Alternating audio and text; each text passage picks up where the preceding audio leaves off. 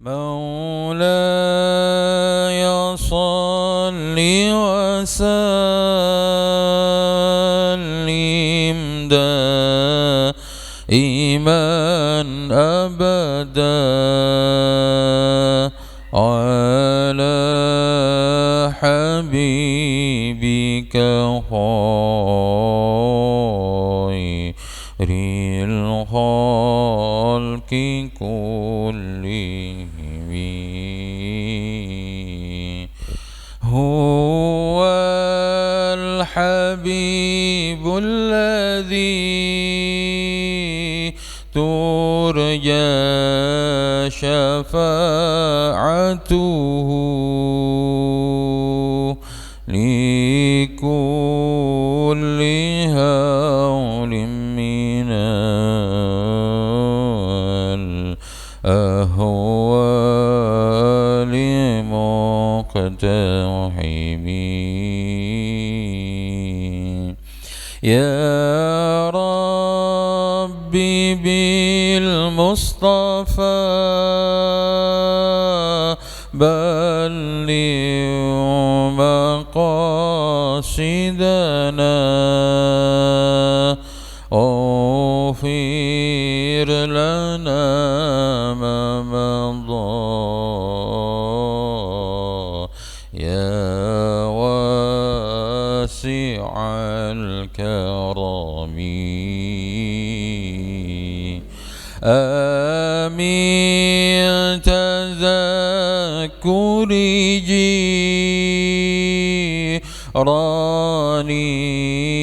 بذي سلمي ما زاجت دمعا جرى من موقلة بدمي أم هبت الريح من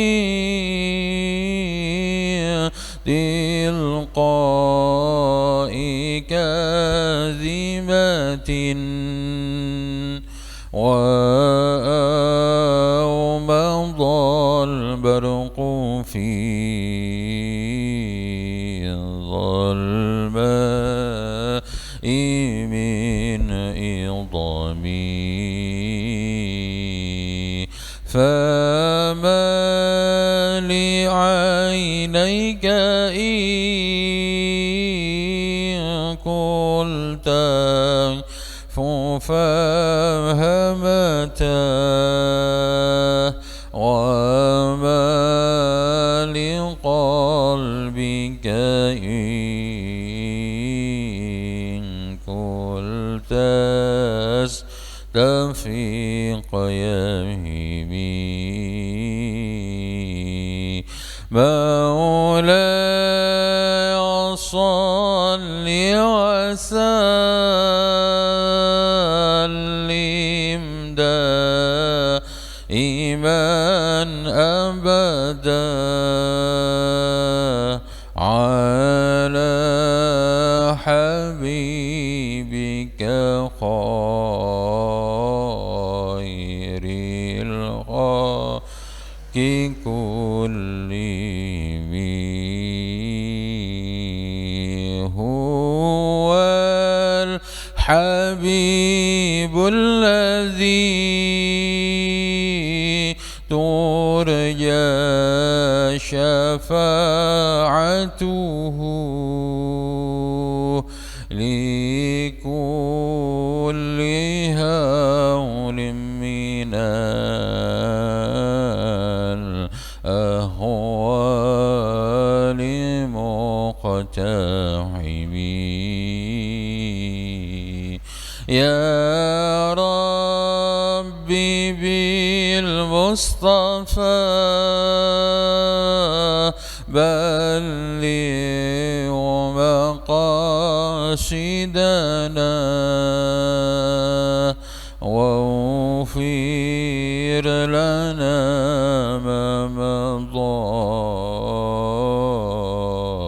يا واسع الكرم. الكرم.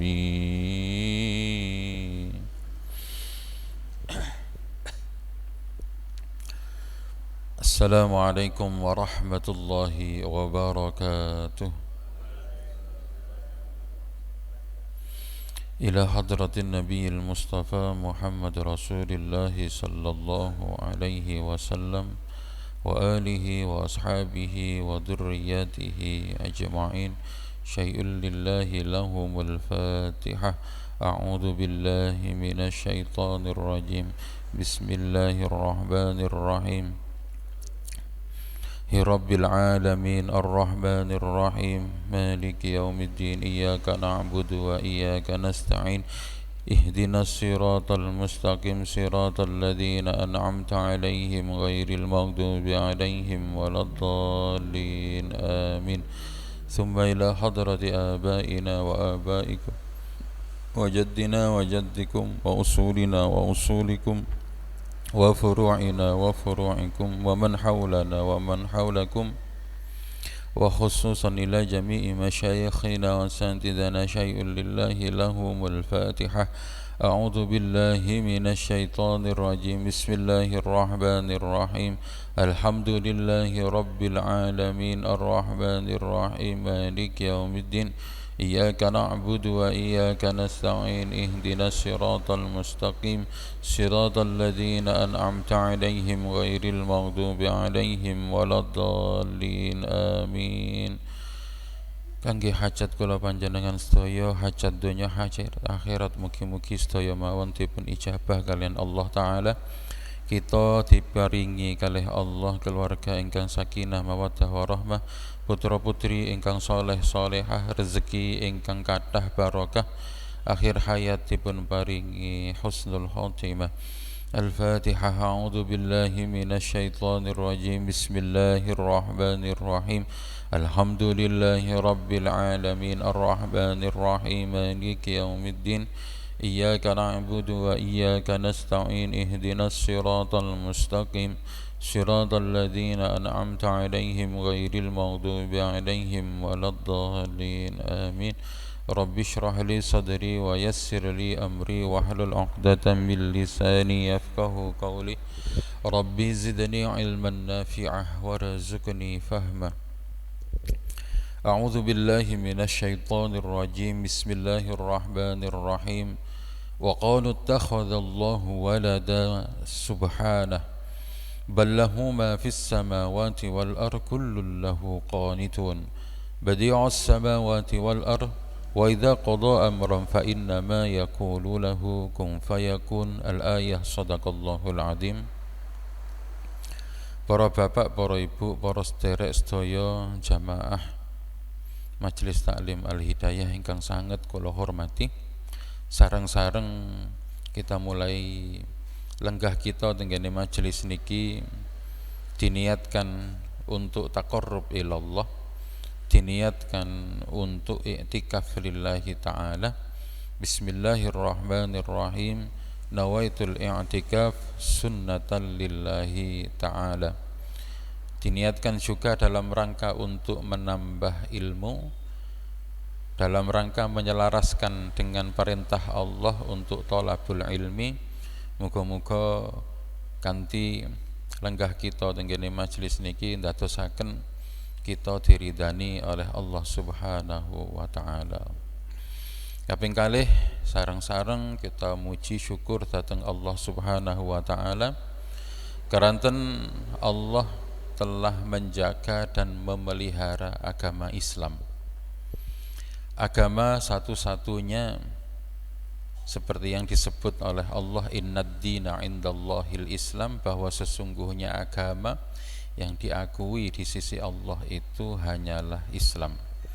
Islam diakui, Islam terjaga lurus, mboten enten campur aduk pendapat-pendapate menungso, mboten enten kesepakatan-kesepakatane menungso, tenggene mriku murni saking Gusti Allah Subhanahu wa taala, pencipta alam, penguasa alam, sehingga kita niku saged yakin, oh kita ngikuti dalan sing lurus, dalan sing cocok ambek karepe Gusti Allah. Mula nikmat niki harus selalu kita jaga dengan bersama-sama mengucapkan alhamdulillahi rabbil alamin.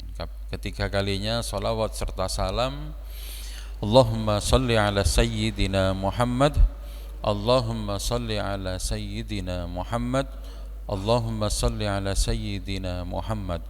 Seorang rasul yang ummi, yang disebutkan beliau tidak baca dan tidak tulis, tapi beliau mengetahui apa yang terjadi sesudah dan bahkan juga sebelum kejadian itu terjadi. Jadi mangke enten hubungannya dengan salah satu sebab kenapa ada sejarah-sejarah yang harus kula kulik kembali supaya kita sakit ngerasakan betapa agama Islam ini adalah agama yang lurus, yang terjaga dan masih murni. Allahumma sholli ala sayyidina Muhammad. Kula terpaksa mundur ketenggene ayat 116 walaupun sudah dibaca karena minggu kemarin belum sempat diterangkan, dadose kula mulai malih dari 116. Bismillahirrahmanirrahim, 116 surah Al-Baqarah. Wa qalu, dan mereka orang-orang ahli kitab itu mengatakan ittakhadallah, Allah mengambil waladan anak. Subhanahu, Allah itu maha suci. Ballahu ma fis samawati wal ard, bahkan semua hal yang ada di langit, yang ada di bumi itu milik Allah. Kullul lahu qanitun, semuanya tunduk patuh kepada Allah. Badi'us samawati wal ard, Allah yang menciptakan langit dan bumi. Wa idza qada amran, dan jika Allah menetapkan sesuatu, fa innama yaqulu lahu, maka sungguh Allah tinggal mengatakan kepada sesuatu itu kun, jadilah, fayakunu, maka akan jadi. Wa qala, dan wa qala alladzina la ya'lamuna, dan orang-orang yang tidak mengetahui itu berkata, laula yukallimunallah, oh andaikan Allah mau berbicara kepada kami, au ta'tina ayah, atau Allah memberikan ayat-ayat kepada kami. Kadzalika, begitulah qala alladzina min qablihim, orang-orang sebelum mereka itu mengatakan, misla qaulihim, seperti ucapan mereka. Tasyabahat qulubuhum, hati mereka niku mirip-mirip. Qad bayyannal ayati liqaumi yuqinun, sungguh Allah telah memberikan keterangan, telah menjelaskan ayat-ayatnya bagi orang-orang yang yakin dan percaya. Inna arsalnaka, sesungguhnya aku mengutusmu Muhammad, bil haqqi, dengan hak, basyira wa nadhira, sebagai seseorang yang memberikan kabar gembira, wa nadhira, dan memberikan kabar ancaman. Wala tus'alu an ashabil jahim, dan kamu nanti tidak dimintai pertanggungjawaban, dan kamu nanti tidak akan ditanya tentang orang-orang penduduk neraka jahim. Bismillahirrahmanirrahim. Kita mulai Bapak Ibu. Tenggene mriki enten satu ayat yang dimulai dengan waqalu takhadallahu walada. Orang-orang kafir, orang-orang Yahudi, orang-orang Nasara, mereka mengambil dan mengangkat seseorang untuk dijadikan anak Tuhan, kata mereka. Jadi anggapannya mereka pangeran niku duwe anak. Siapa yang kelihatan jelas-jelas bahwa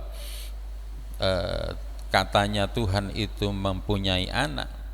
Yang kita tahu orang-orang Nasara dan orang-orang Yahudi.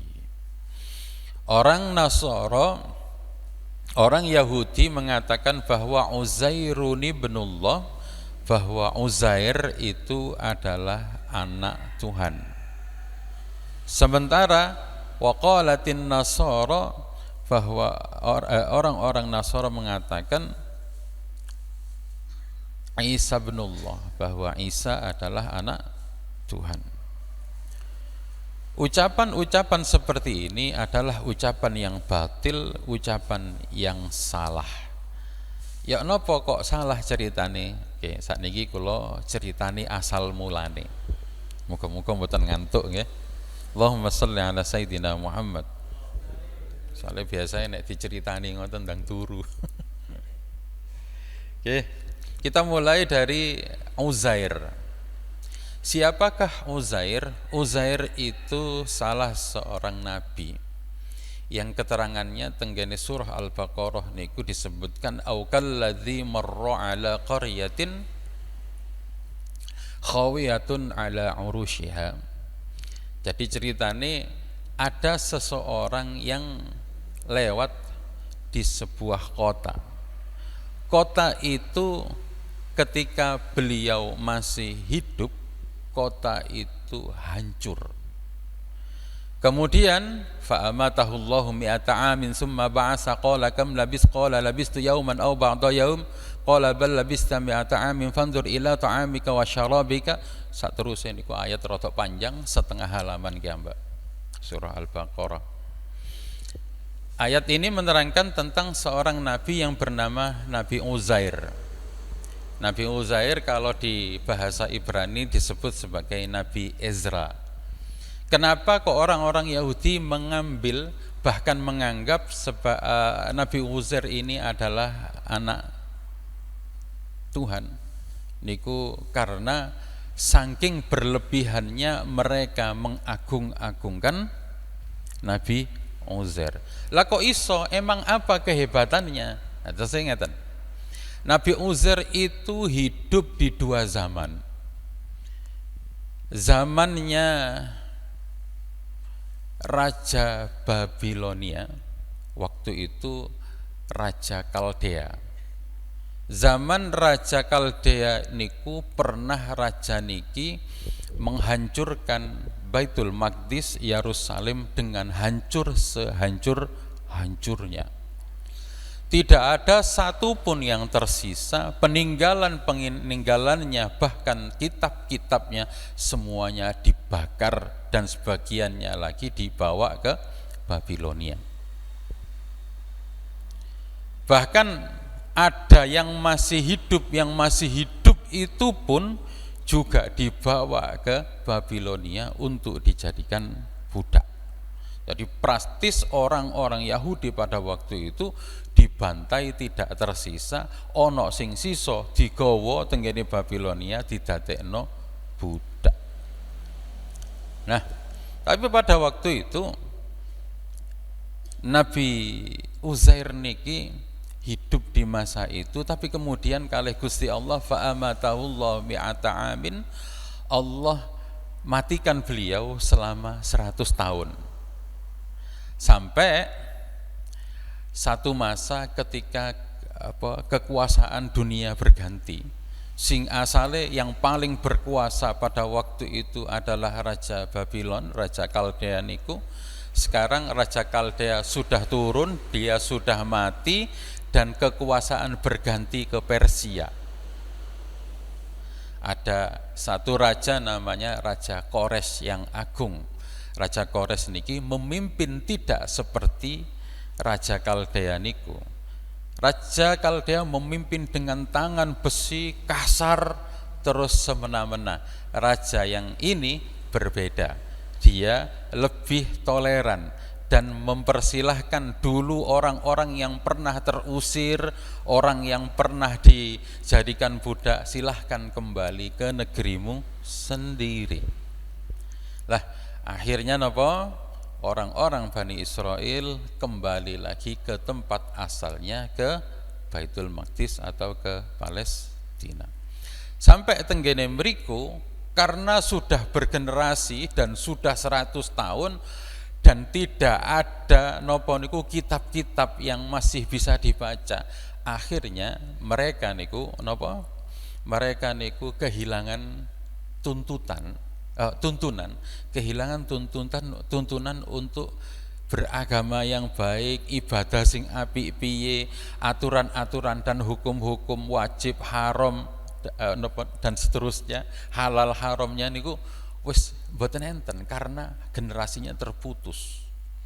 generasi ini terputus, terus ngoten bukti-bukti kitab-kitabnya sudah tidak ada, sehingga tinggal sepotong-sepotong. Mereka kebingungan, arepe ibadah iku melu sopo, sehingga banyak dari mereka mulai menyembah berhala seperti mana orang-orang Babilonia.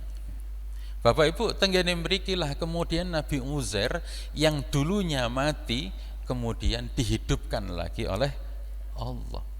Dihidupkan lagi niku nggumun mantun ngoten. Setelah 100 tahun Nabi Uzair bangun, loh. Lah kok wis gak ono kabeh, hancur semua, dan tinggal beberapa orang yang saya kenal itu pun sudah tua. Akhirnya Nabi Uzair tenggene mriku melihat bahwa loh, kok mereka sekarang sudah berpaling dari ajaran Allah. Mereka sekarang wis gak podo ambek zamane biyen yang berpegangan dengan Taurat. Mereka sekarang kok menyembah berhala. Akhirnya mereka mengatakan, Nabi Uzair mengatakan ngaku, saya ini Uzair. Boten enten sing ngandel, Pak. Kecuali tenggene mriku ada seseorang yang buta. Ada seorang yang buta dulu pernah niku dadi napa nggih cara ngoten asistene Nabi Uzair. Tapi karena dia itu buta dan tidak bisa melihat, yang dia tahu hanya sebuah keyakinan, oh kalau kamu mengaku sebagai Nabi Uzair, saya tahu betul Nabi Uzair. Nabi Uzair itu ciri utamanya adalah dungone mandi. Akhirnya si orang tua nenek-nenek niki bilang, kalau kamu memang benar-benar Nabi Uzair, doakanlah dan mintalah kepada Tuhanmu agar mata saya disembuhkan. Ditungane waras, Pak. Mulai enten tiang percaya 1 2. Yang lain sing mulai rodok percaya kemudian ngiling-ngiling apa yang ada di dalam kitab Taurat sailinge. Wes, kalau kamu memang benar-benar Nabi Uzair, coba tulislah kitab Taurat. Mantun ngoten Nabi Uzair menyendiri di bawah pohon tenggane mriku, beliau menulis kitab Taurat dengan memohon hidayah, memohon taufik, memohon petunjuk saking Gusti Allah. Ditulislah akhirnya kitab Taurat itu kembali oleh Nabi Uzair. Nah, tenggene mriku sebagian masyarakat sing tasih apal sepotong-sepotong, mereka kemudian yakin, oh bener sing ditulis Nabi Uzair ini adalah Taurat beneran. Nah, dari situ Bapak Ibu kemudian mereka niku menganggap Nabi Uzair niki anake pangeran. Kenapa? Mereka niku bahkan kok sampai koyok ngoten, wong Nabi Musa biyen mboten sampai koyok ngoten. Nabi Musa niki kan cara ngoten nabi yang langsung mendapatkan kitab Taurat. Dan Nabi Uzair hanya menulisnya kembali. Lah kok kenapa kok mereka malah menganggap Nabi Uzair ini adalah anake pangeran? Nah, ada beberapa alasan. Alasan yang pertama mukjizat menyembuhkan mata niku, lalu yang kedua niku mati setelah 100 tahun kemudian hidup lagi. Nah, yang ketiga niki duwe alasan kok rada unik. Mereka mengatakan ngeten, Nabi Musa biyen entuk kitab niku rupane glondongan, enek tulisane enten lempengan-lempengannya. Tapi Uzair ini istimewa, kenapa? Karena dia menerima Taurat tidak dalam bentuk lempengan, dia menerimanya dalam bentuk cahaya. Jadi akhirnya mereka seneng kenemenen, ghulu fiddin, mereka kelewat batas di dalam mengagungkan, sampai akhirnya mereka mengatakan bahwa Uzair bukan orang biasa, dia pasti orang istimewa di sisi Tuhannya, dia pasti anak Tuhan. Dan niku cerita tentang Uzair, ya.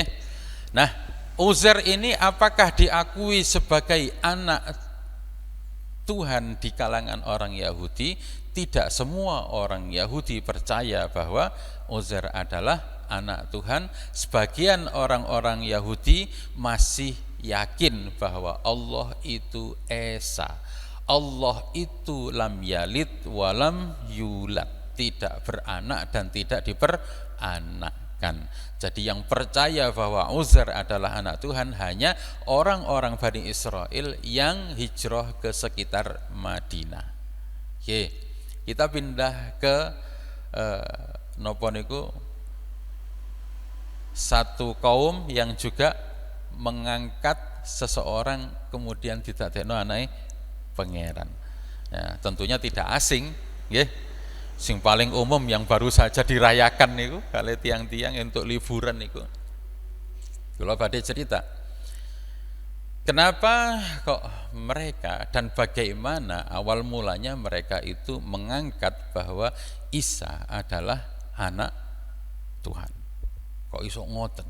Nggih. Sakniki jenengan kula paringi urut-urutan tahun, Pak. Jadi tahun Masehi yang kita kenal sekarang 2026 niku cara menghitungnya itu kan dari hari kelahiran Nabi Isa. Itulah kenapa kok diarani Masehi. Ngoten nggih. Jadi 1 Masehi itu hari kelahirannya Nabi Isa. 1, 2, 3, 4, 10, 100, 200, ketika umurnya tahun itu masih 100, 200, tidak ada seorang pun yang menganggap bahwa Nabi Isa itu adalah anak Tuhan. Tidak ada. 100, 200, 250, 300 masih belum ada. Ada mulai enten niku 350 sekian tahun mulai enten sing nganggap bahwa Nabi Isa adalah anak Tuhan. Nah, waktu itu agama Kristen, agama Nasoro kalau sebutnya biar enggak jambor. Agama Nasoro niki adalah agama yang dianut oleh banyak orang. Teng pundi-pundi. Kenapa kok banyak dianut oleh banyak orang? Ya karena hubungannya dengan kekuasaan yaitu Romawi. Waktu itu Romawi termasuk penguasa dunia. Jadi mau nggak mau masyarakat rakyat kecil pasti ngikuti agamanya para pembesarnya. Sehingga agama Nasoro di mana-mana dianut. Cuman agama Nasoro ini mulai muncul masalah. Masalahnya nopo? Jadi enten tenggene sebuah tempat meyakini benar-benar bahwa Tuhan itu lam yalid walam yulad. Allah itu enggak punya anak dan tidak diperanakkan. Allah itu Esa, dan untuk urusan inilah kita harus beribadah kepada Allah, harus mengesakan Allah, tidak menyekutukannya dan tidak napa niku menyembah berhala. Niku enten tiang-tiang Nasoro yang masih berpendapat seperti ini. Tapi enten malih mulai enten ghulu, enten berlebih-lebihan. Ada orang yang berlebih-lebihan dalam menyosokkan Nabi Isa, sampai akhirnya Nabi Isa itu dianggap sebagai anak Tuhan. Wis mulai bingung. Gereja iki madhabe nganggap bahwa Tuhan itu Esa, tidak beranak dan tidak diperanakkan. Yang lain niku menganggapnya bahwa ya dia punya anak namanya Isa. Pun gegerlah sak dunia Nasoro pada waktu itu. Sehingga ada satu kaisar waktu itu, kaisar yang merajai Romawi pada waktu itu yang berkuasa, namanya Raja Konstantin. Raja Konstantin niki nek jenengan eling benteng Konstantinopel, nah dialah yang membangun pertama kali. Jadi hebat bener tiang niki. Nah, atas idenya daripada geger-geger, panggil semua uskup niku semacam pendeta tapi yang membawahi sebuah daerah. Panggil semua uskup seluruh dunia, saya biayai semuanya untuk kumpul di satu tempat namanya Nisea. Nisea niku sakniki tenggene Turki, Pak. Dan Konstantinopel itu juga berada di Turki.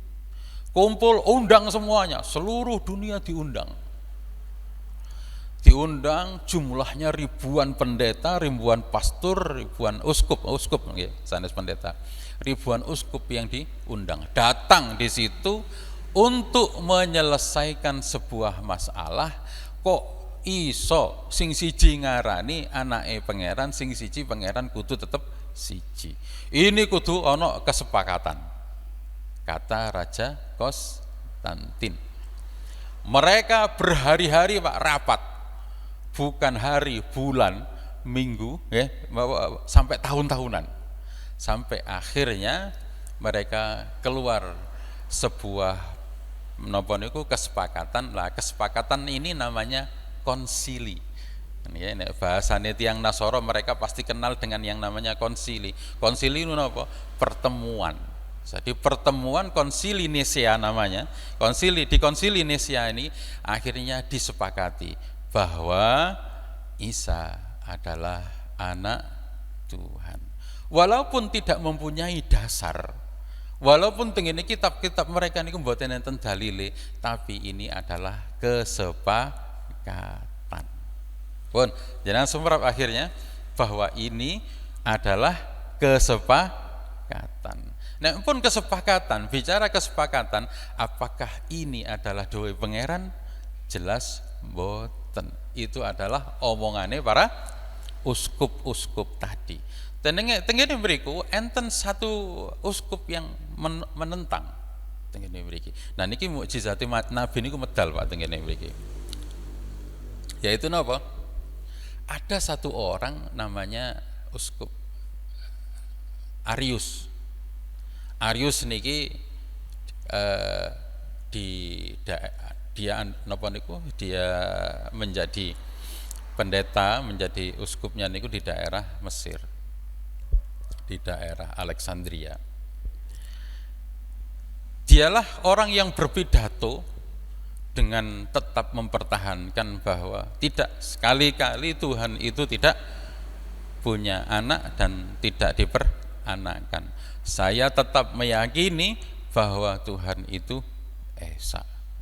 Wah, waktu niku enten pesaingnya yang mempunyai pendapat yang berbeda, yang mengusung tentang napa niku teori bahwa Isa adalah anak Tuhan. Namanya Saint Nicholas. Saint Nicholas ini kemudian berubah menjadi namanya menjadi Santa Claus. Jenengan semurap Santa Claus? Yang disosokkan pakai baju merah, topi merah, berjanggut putih. Nah niku wis mulai enten anu nih Pak, napa niku?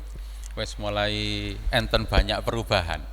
Jadi sebenarnya Saint Nicholas niki orang yang pemarah, ngoten nggih. Pokok gak cocok hajar ngono, senggol bacok ngono, gak cocok ngono langsung.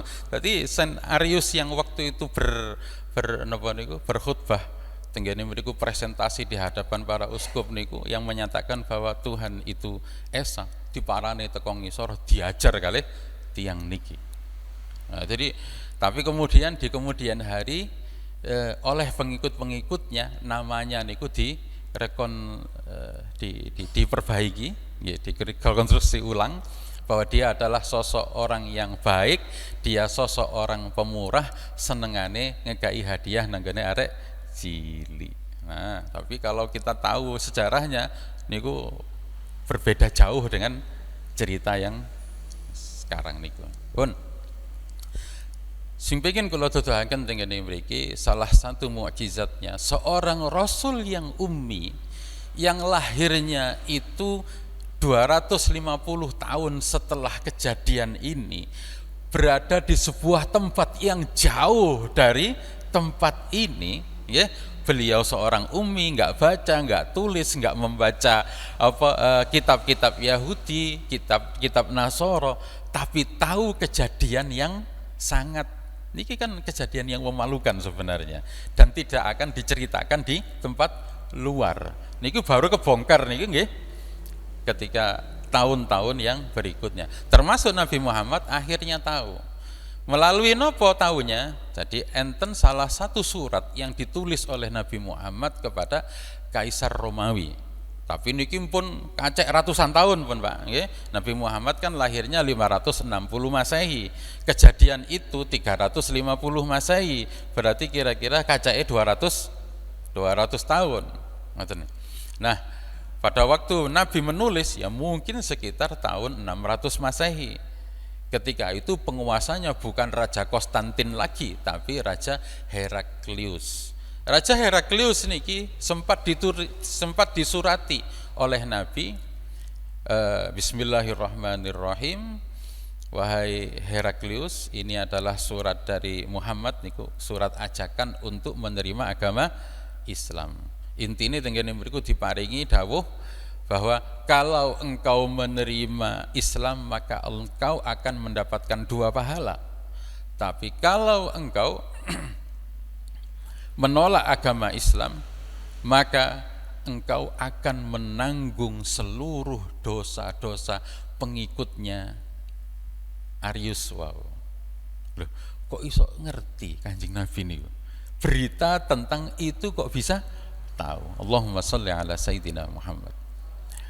Nah, mula niku para bapak, para ibu, kita bersyukur banget. Kenapa? Karena agama Islam yang kita anut saat ini niku sumbernya pasti jelas, tidak berubah-ubah.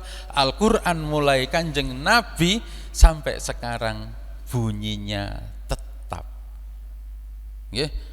Dan janjinya Gusti Allah, inna nahnu nazzalna dzikra wa inna lahu lahafidun, bahwa sayalah yang menurunkan Al-Qur'an dan saya yang akan bertanggung jawab untuk menjaganya. Niki pun janjine Gusti Allah. Makanya berkali-kali Al-Qur'an pernah dienggok-enggokno, ayatnya di napa niku dienggok-enggok, ndak mungkin bisa. Kenapa? Karena Allah telah menjaganya. Salah satu cara Allah menjaganya yang kita lihat, yang kita ketahui adalah banyaknya orang yang hafal Al-Qur'an. Monggo sing jenengan bae gadah putra kok purun ngapalne Quran, Masya Allah, itu adalah salah satu cara termudah untuk kita mendekatkan diri, menyelaraskan diri dengan perintah Gusti Allah, yaitu dalam rangka untuk menjaga Al-Qur'an.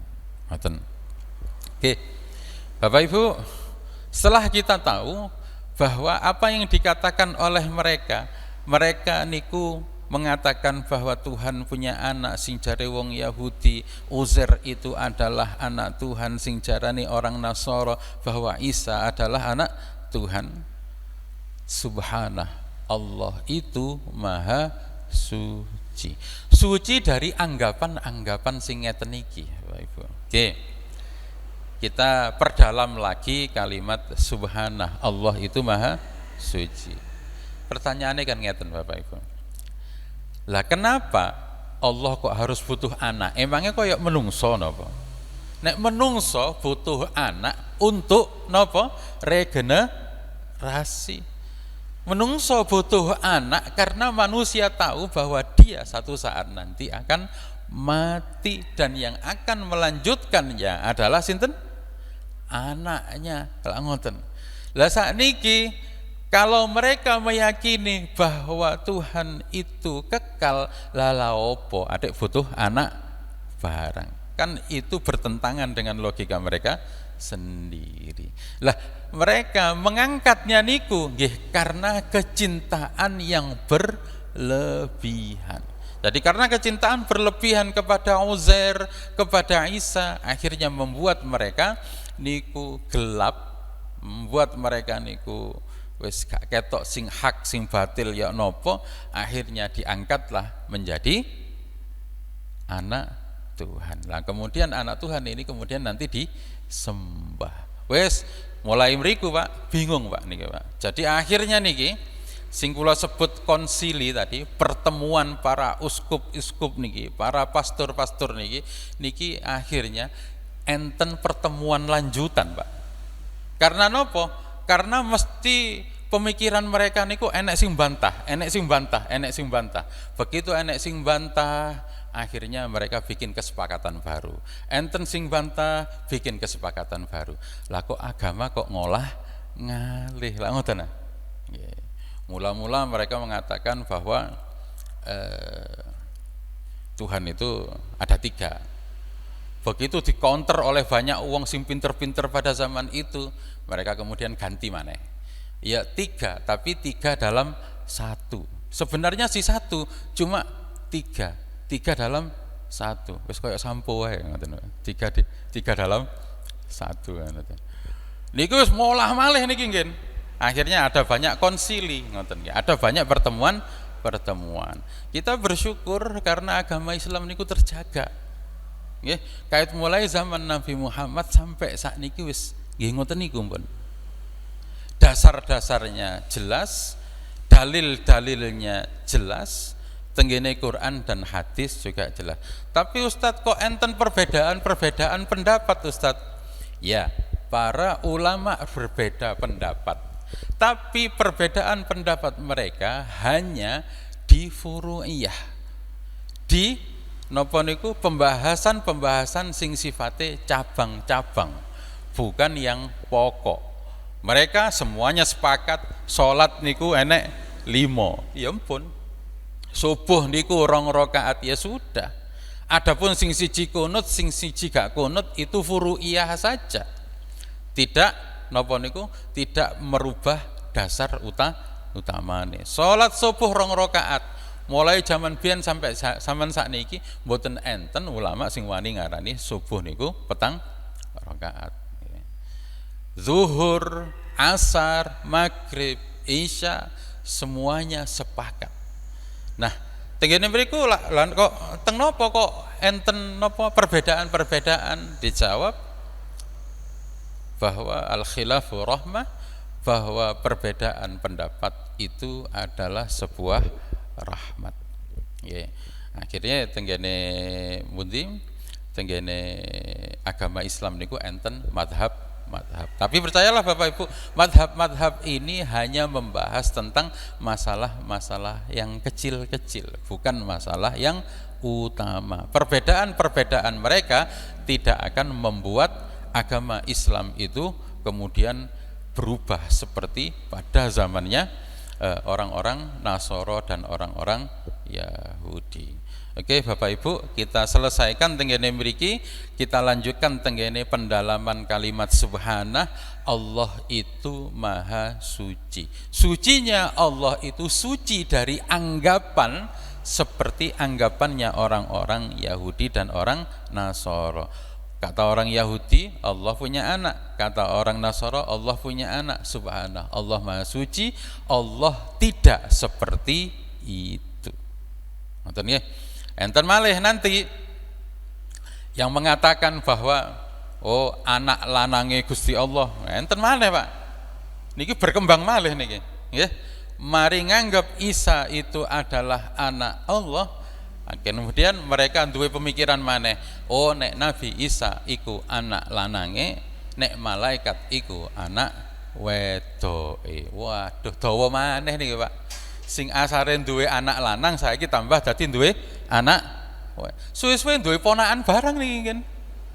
Ya, gak mari-mari, mosok ya pangeran kok sampai duwe kakak ngene iki ya naudzubillah. Allah itu maha suci dari anggapan itu semuanya. Kun. Subhanah ini juga akan mengcounter pemikiran-pemikiran manusia bahwa manusia niku dia kan cenderung ngukur awake dhewe, nek kapan awake dhewe niku duwe anak, oh berarti ya pangeran duwe anak. Nah, Allah berbeda dengan manusia. Laisa kamislihi syai'un, tidak ada satupun yang sama dengan Allah, tidak ada yang serupa dengan Allah. Niki kudu dia gini. Ngoten. Ballahu ma fis samawati wal ard, bahkan semua hal yang ada di langit, yang ada di bumi itu milik Allah. kula panjenengan sedaya, anak-anak kita sedaya, keturunan, mbah-mbah, semuanya, semua manusia, semua makhluk hidup, benda mati, semuanya adalah milik Allah. Kullul lahu qanitun, semuanya tunduk patuh kepada Allah. Matahari tunduk patuh kepada Allah, langit tunduk patuh kepada Allah, bumi tunduk patuh kepada Allah. Matahari mulai yang ponten sampai sakniki tidak pernah ingkar kepada perintah Allah. Dingongkon metu teko arah etan, tenggelam di arah barat, enggak pernah sambatan Gusti pegel, enggak pernah. Jadi kullul lahu qanitun, semuanya tunduk dan patuh. Tapi enek sing kadang-kadang tunduk, kadang-kadang nggih ingkar. Niku jenenge menungso. Nggih, menungso niki sing kadang-kadang kadang eling, kadang lali. Kadang taat, ya kadang ingkar. Nggih, kadang percaya, kadang kufur. Napa malih zaman-zaman sakniki, Pak. Niki kita sudah sampai di penghujung zaman, nggih. Di penghujung zaman niku gambarane Kanjeng Nabi niku enek wong sing iman pada waktu pagi hari, nanti sorenya sudah kufur. Nauzubillah. Makanya niki harus benar-benar kita jaga, Bapak Ibu. Kita jaga iman kita, iman keluarga kita, jenengan yang jadi bapak-bapak bertanggung jawab terhadap imane seluruh keluarga. Ku anfusakum wa ahlikum naro, jagalah dirimu, jagalah keluargamu dari api neraka. Sekali-kali anak dijak ngomong tentang keyakinan mereka, nopo malih nek kapan anak-anak niku mulai nggak ada masalah, niki tambah bagus, masukkan. Nonton nggih, misale anake usaha, mari usaha gak sesuai dengan ekspektasi, akhirnya rugi dan bangkrut. Sebagai orang tua, inilah waktu terbaik untuk memasukkan nilai-nilai keimanan. Nah, misalnya anaknya ben ora terlalu kecewa, nggih, anaknya diurui, nak sadurunge awakmu usaha, tulisan tentang awakmu bakal usaha iki terus mari ngono rugi setelah 6 bulan, iku tulisannya wis ono min qabli an nabra'aha, seperti sing kula sebut ngene rakaat pertama tadi, ma asaba min musibatin fil ardi wala fi anfusikum illa fi kitabim min qabli an nabra'aha. Jadi apa saja yang mengenai kita, mengenai semua hal yang ada di bumi, itu semuanya sudah tertulis bahkan sebelum bumi itu diciptakan, bahkan sebelum manusia itu diciptakan. Nah, kejadian tentang awakmu rugi iku kabeh wis ditulis. Lah tugasmu saiki iku mek siji, ridho ambek ketetapane Gusti Allah. Kamu kudu yakin bahwa kerugian usahamu ini itu adalah sesuatu yang baik. Nek awakmu saiki sik durung paham, golekno kebaikannya. Nopo, Pak? Ayo bareng-bareng digoleki. Tapi yang jelas Gusti Allah enggak pernah menciptakan sesuatu itu buruk. Semuanya pasti baik. Ngoten nggih. Mboten enten sing ma asabaka min hasanatin faminallah wa ma asabaka min sayyi'atin famin nafsik, bahwa semua hal yang diciptakan oleh Allah itu tidak ada yang buruk, semuanya baik. Cuman kita saja yang memandangnya buruk. Loh, termasuk barang-barang elek sekalipun, iya. Termasuk penyakit sekalipun, iya. Termasuk laler, nggih, nyamuk, nggih. Kita kan dulu pernah bahas tentang nyamuk kan, ngoten nggih. Betapa hebatnya nyamuk niku. Karena donya niki butuh nyamuk. Gak ono nyamuk, maka rantai ekosistem yang lain juga akan kacau.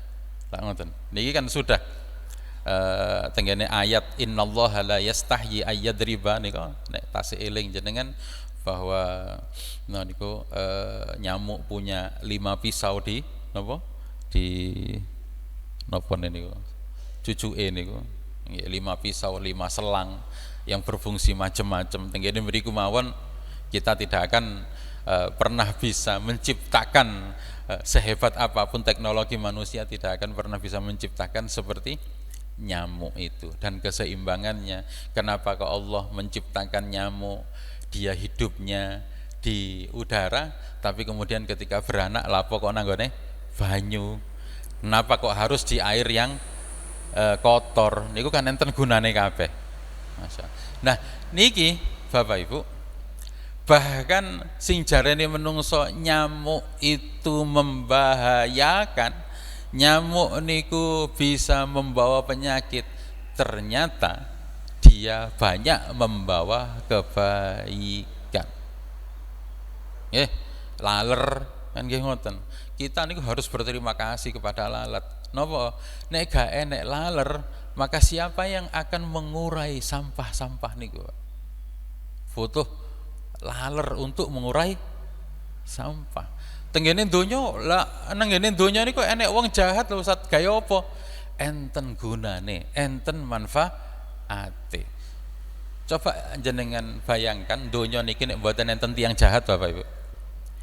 Jenengan bayangkan donya niki tanpa pencuri, tanpa maling. Ya napa urip napa tenang ngoten? Ketenangan tambah ndang buyar.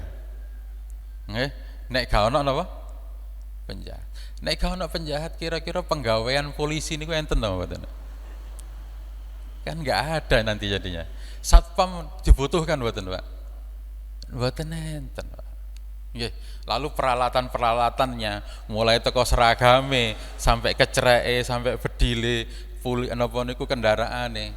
Nah, itu kan juga bisa menghidupi manusia yang lain. Niku setidaknya yang bisa kita pahami bahwa tidak ada satupun tengene donya niki niku yang buruk. Yang buruk hanya anggapan kita. Nggih. Jadi kitalah yang melabelnya niki buruk. Lalat jahat, gara-gara lalat saya sakit perut akhirnya. Nah, niku mboten salah lalere, tapi salah menungsone. Menungsone nganggepnya buruk dan menungsone niku tidak sesuai dengan prosedur, akhirnya lalat di mana-mana. Padahal apakah lalat bisa dikondisikan?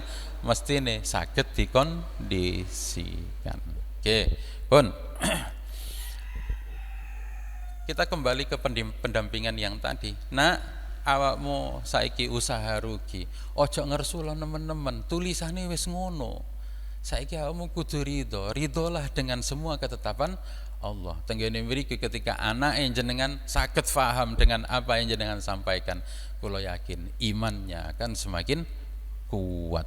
Saiki nak krana iki wis digarisno ambek Gusti Allah awakmu rugi, sekarang kamu harus kembali kepada Allah. Minta kepada Allah agar kamu diberikan jalan keluar. Kan ngoten, Pak.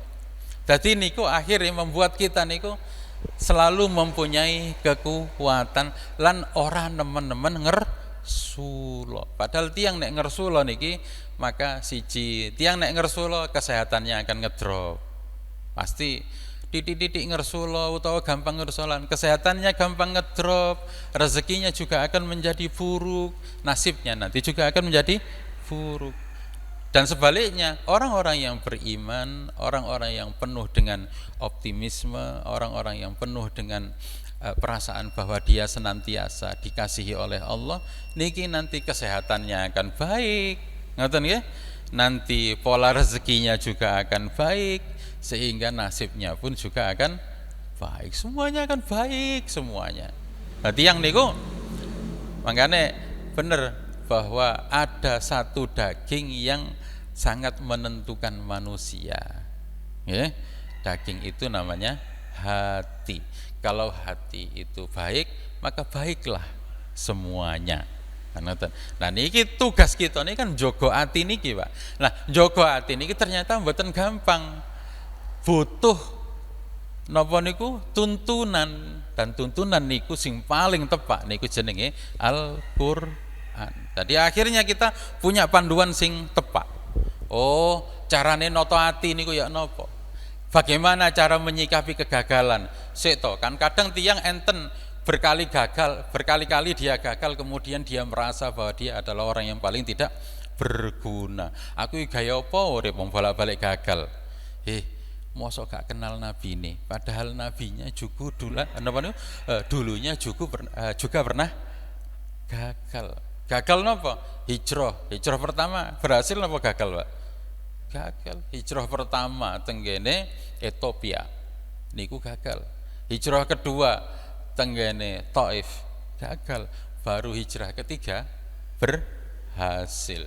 Cerita kemarin tenggene Hudaybiyah, waktu perjanjian Hudaybiyah minggu kemarin niku Kanjeng Nabi berangkat haji, wis ndamel ihram, wis cedek karek 20 menit lah nek perjalanan sakniki, ternyata harus gagal dan kembali ke Madinah.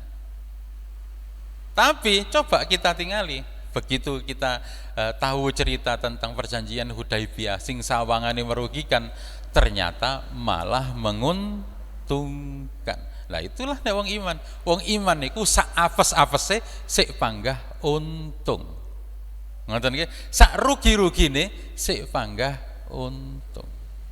Apakah Nabi Muhammad dulu pernah napa niku ngelamar wong terus ngoten-ngoten ditolak? Pernah, Pak. Bukan sekali, bukan 2 kali, bahkan 3 kali. Posisi ini bahkan wis rondo niku lho. Niku sik ditolak. Apa kata Ummi Hani? Ummi Hani niku yang dulu waktu masih gadisnya niku pernah dilamar oleh Kanjeng Nabi.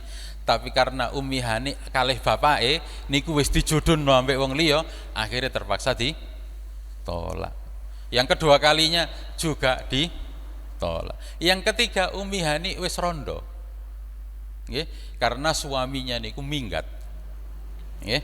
Minggat kenapa? Ya karena Fathu Makkah itu menuntut orang-orang yang tinggal di Mekah harus percaya kepada harus masuk ke dalam agama Islam, sehingga maka akan diperangi. Akhirnya terpaksa minggat, Pak. Tenggene mriku Kanjeng Nabi melamar lagi Ummi Hani. Waktu itu Ummi Hani sudah beragama Islam. Apa jawabannya Ummi Hani? Biarlah saya tetap menjadi pengikutmu, biarlah saya tetap menjadi umatmu yang baik, karena anak saya sudah banyak. Saya enggak ingin keluarga saya dan anak-anak saya malah nanti akan merepotkanmu dalam berdakwah. Ketolak maneh, Pak? Loh, ngoten nggih. Padahal posisine Nabi niku lagi mulya-mulyane, ngoten, lagi di puncaknya, tapi sik ditolak. Loh, ngeten iki Bapak Ibu, harus menjadi contoh. Nggih. Kok lamun Nabi nyuwun nang ngene Gusti Allah, Gusti jadikan saya orang yang enggak pernah gagal. Ya pasti bisa karena Nabi adalah kekasih Allah. Tapi Nabi ingin menjadi contoh dan memang menjadi contoh terbaik bagi umatnya. Di antara umatnya enten tiyang sisuge, isok niru Kanjeng Nabi karena Nabi juga pernah kaya. Di antara umatnya ada yang miskin, Nabi juga orang miskin. Nonton nggih? Nah, di antara umatnya ada orang yang gagal, Nabi juga pernah gagal. Di antara umatnya pun semrap Kanjeng Nabi ini umatnya biyen somben iki bakal akeh sing utang. Akhirnya Nabi Muhammad juga pernah berhutang. Hutang niku dalam rangka Nabi memberi contoh. Utang itu bukan sesuatu yang buruk. Itu kebutuhan manusia. Tapi berhutanglah yang baik. Kan ngoten nggih. Dan nyaurlah dengan cara yang baik. Diwurui Pak kabeh, Pak. Lah nek Nabi wong sugih, gak tahu utang, lah orang-orang seperti kita sing kadang butuh arepe digawe bayar sekolah, gawe bayar pondok, digawe bayar kuliah, terus meron gak duwe dhuwit utang tanggane, mari ngono ambek setan divisi. Kowe iki janjane umate sapa? Wong nabimu ora tau utang, kamu utangan ngoten. Misale ngoten. Lah nek digenek ngoten ambek setan hancur kita kan ngoten. Tapi karena enten contone, akhirnya kan kita kuat, Pak. Menjadi kuat. Dan itulah kerennya Nabi Muhammad ngoten nggih. Mulai kecil Nabi Muhammad niku ditinggal bapaknya. Sudah enggak punya bapak. Karena umatnya nanti akan ada yang sama seperti Nabi Muhammad. Kan ngoten.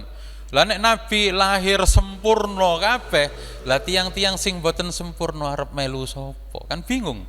Ngoten. Nah, itulah kenapa Nabi disebut rahmatal lil alamin. Rahmat bagi sekalian alam. Kita beruntung banget jadi umatnya Kanjeng Nabi. Kenapa? Banyak alasan seperti yang sudah kula sebutkan tadi. Dan kita juga beruntung karena agama Islam adalah agama yang lurus, original, asli teko Gusti Allah, tenggene malaikat Jibril, tenggene Nabi Muhammad. Nabi Muhammad sampai ke kita itu diriwayatkan oleh para perawi-perawi yang bisa diandalkan. Perawi hadis Bapak Ibu, kok ngomongnya mencela-menceli itu tidak bisa dipegang hadisnya.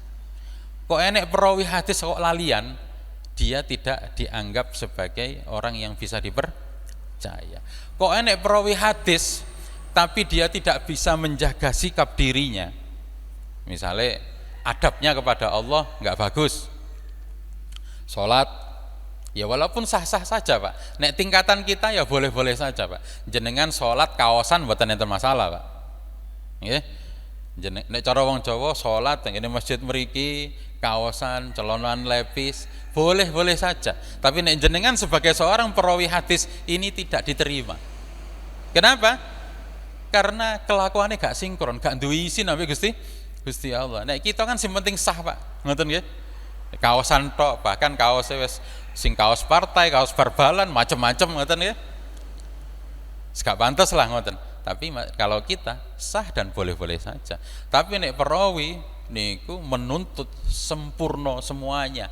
Ingatannya harus sempurna, akhlaknya harus sempurna, ucapannya juga antara nih perbuatan dengan apa yang dilakukan itu sama. Makanya mboten kathah orang yang bisa meriwayatkan hadis, ngoten nggih. Dan kita beruntung ada orang-orang hebat semacam Abu Hurairah, semacam Anas bin Malik dan lain sebagainya. Orang-orang yang mendedikasikan dirinya untuk menceritakan semua hal yang dialami oleh Rasulullah, ditulis, diapalno, ditulis, sehingga sampai ke kita. Kita akhirnya semerap cara Nabi makan begini itu dari orang-orang yang bisa dipercaya. Nabi nek sare begini, ya. Nabi kalau berjalan begitu. Nabi kalau menyikapi napa niku tentang kegagalan itu bagaimana. Nabi nek berdagang bagaimana. Niku tertulis kabeh tenggene hadis, dan tentunya yang paling besar adalah Bukhari Muslim niku. Ya. Nah niku alhamdulillah Bapak Ibu, kita sampai hari ini masih beriman dan semoga Allah merawat iman kita. Dan salah satu cara merawat iman kita adalah juga merawat iman dari keluarga kita. Kita selalu tawasau bil haqqi wa tawasau bis sabr. Empun kesel-kesel jenengan tawasau bil haqqi wa tawasau bis sabr. Jenengan ngandani sesuatu sing hak, sesuatu sing bener kepada keluarga, kepada orang lain, empun kesel.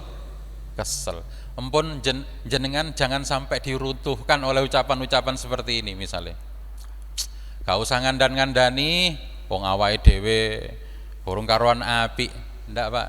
Kita berwasiat ngandani orang lain apik niku gak perlu ngenteni awake dhewe apik. Nek ngenteni awake dhewe apik, enggak akan ada orang yang pegang mikrofon iki mboten wani, Pak. Ngoten nggih. Jadi salah satu hal yang membuat kula wani niku nggih adalah ayat niki. Wala Ustaz wong jenengan kelakuane kadang ya gimana lagi? Wong kula kadang yo gak kopian, kadang yo mangan pinggir rembong, kadang yo yes piye maneh. Nek ngonteni aku sempurna lah yo sinten sing nyekel ming ngoten nggih. Wallahu alam bissawab. Bismillahirrahmanirrahim. Wal 'asri innal insana fi khusrin illal ladzina amanu wa 'amilus solihati wa tawasaw bil haqqi wa tawasaw bis sabr. Subhanakallahumma wa bihamdika asyhadu an la ilaha illa anta astaghfiruka wa atubu ilaik. Assalamualaikum warahmatullahi wabarakatuh.